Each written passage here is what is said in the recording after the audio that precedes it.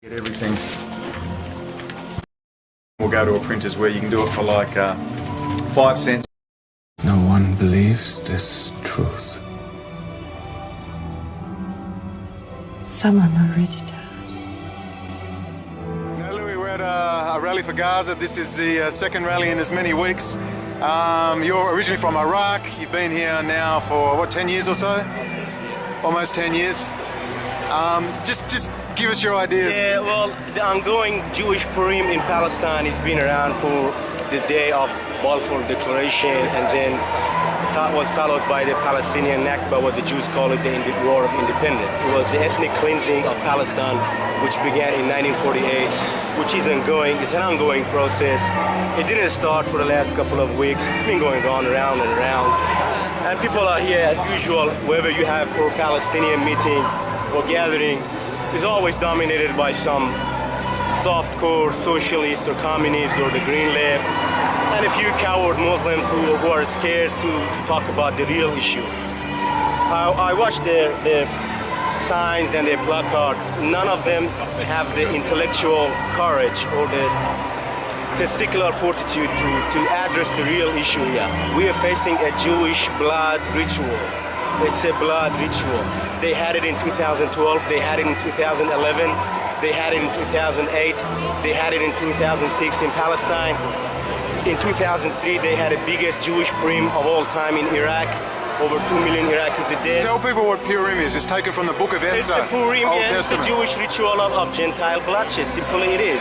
And they need it. It's part of their So this is from the Old Testament, or Tanakh. Yes, yes. It's their holy I'm book. not making it out of my pocket. Go read the Old Testament. Book of Esther. Yeah, we Gentiles, we call callous, or in another terminology called Amalek.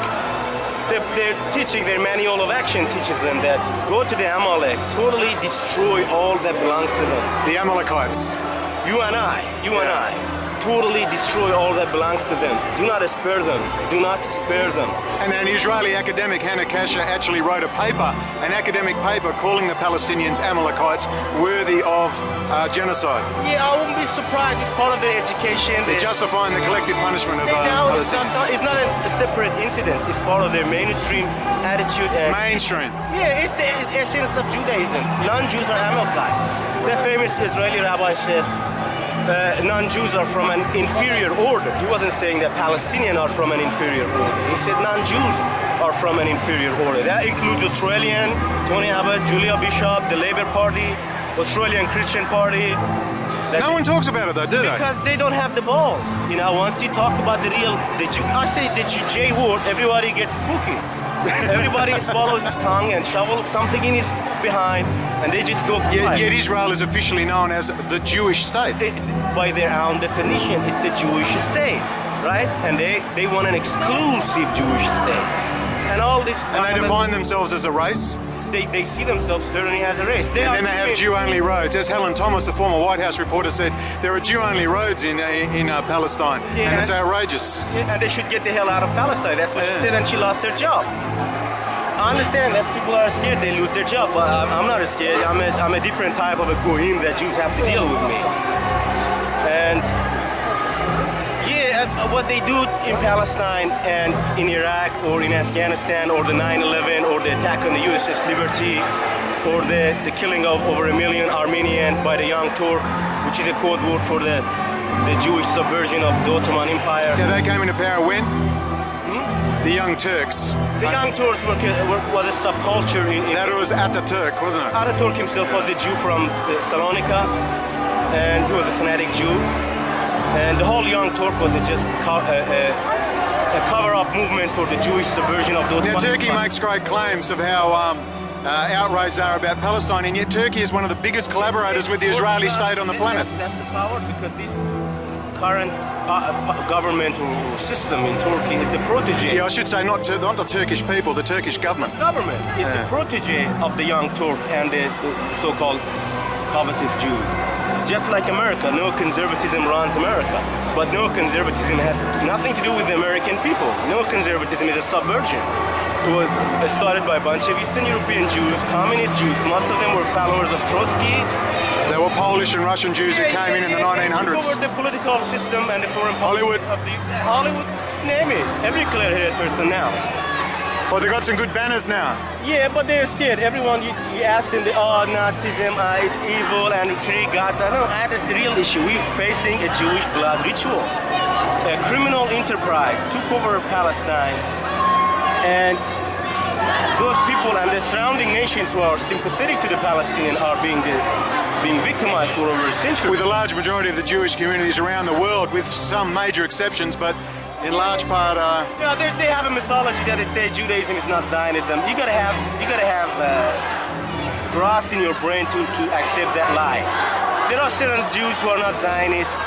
That's like saying like 1 in a million. well, it's central to Judaism, the return to the land of our fathers. It's a central term. Zionism has root in Judaism. Its essence is Judaism.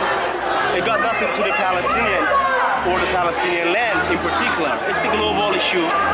That's only a preliminary step toward their messianic dream, their messianic agenda, which is ultimately seeks to see the Jews as the masters of this planet. That's what Zionism is about. Well, one of the biggest Israeli activists, Israel Shamir, said Palestine isn't the ultimate goal of the Jews. The world is. That's one of the biggest activists who gets standing ovations at London universities, and yet we're not allowed to mention that. We can't say these things. We are Gentiles, and many of us don't have balls, but I'm a different type of a Gentile. Yeah, I mean, it's in the Talmud. Read the Talmud. Read the Talmud. The best of the Gentiles. Shulchan Aruch, the other books. Yeah, study the teaching of Yehuda Halevi, the teaching of Moshe ben Maimun.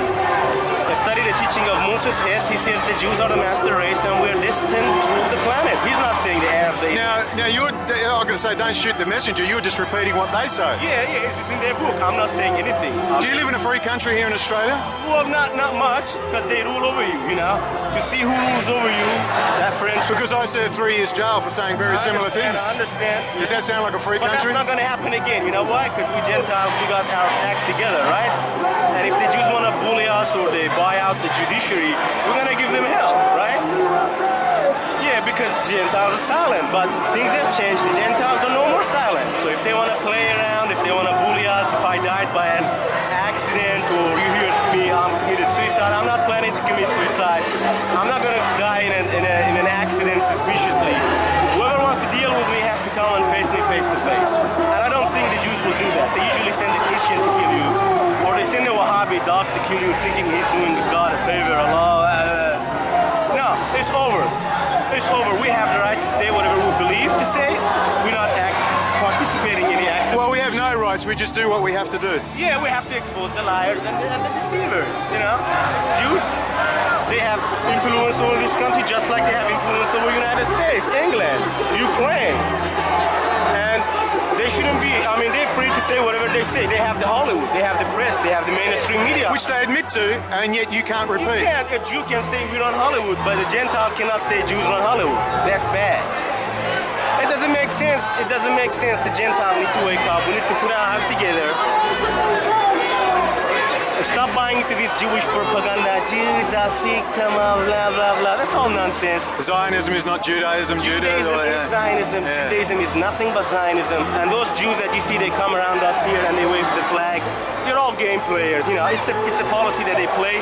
So you cannot address them. You say, oh, they're not all together. So it's a bunch of Jews, several minorities of the Jews who are bad.